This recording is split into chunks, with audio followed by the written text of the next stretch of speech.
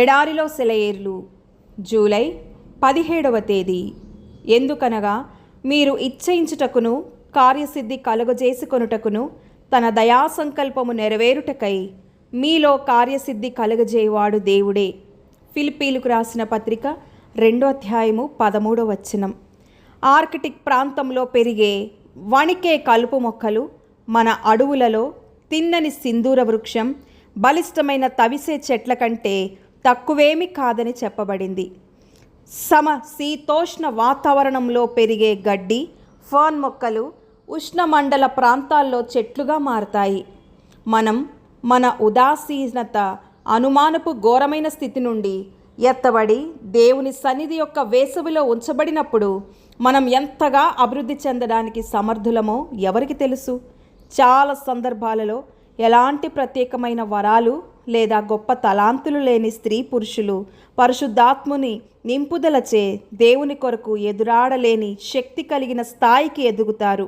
ఇది వాగ్దానం చేయబడిన నూతన జీవితపు ఆరంభాన్ని పొందడం మాత్రమే కాదు, ఇది నేల, వాతావరణం మరియు పరిస్థితిలో మార్పుకు సంబంధించినది.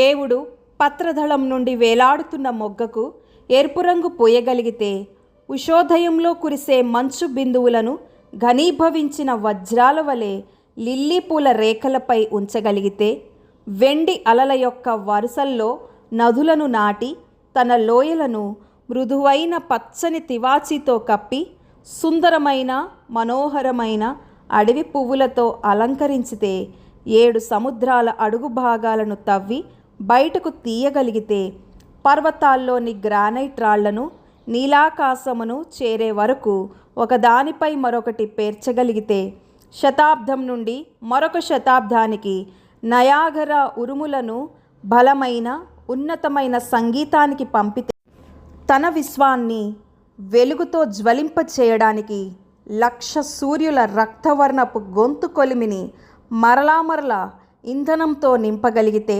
సుందరమైన ఆకాశపు మగ్గంపై మృదువైన ఇంద్రధనస్సు పరదాను నేయగలిగితే, సాయం సంధ్యాన అస్తమిస్తున్న సూర్యునికి కప్పడానికి రక్తవర్ణపు ఉన్నితో అందమైన తెరను కుడితే, ఆ తరువాత వచ్చే రాత్రి యొక్క చీకటి ఎదపై 10,000 నక్షత్రాలతో ఆభరణాలను తయారు చేయగలిగితే, మన అవసరతలను కూడా తీర్చడానికి ఇష్టం కలిగి ఉంటాడని చెప్పడంలో ఎలాంటి సందేహం లేదు.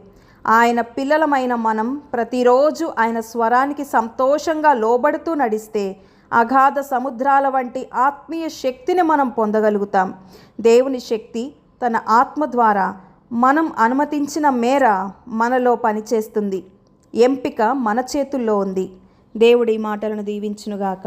ఆమెన్.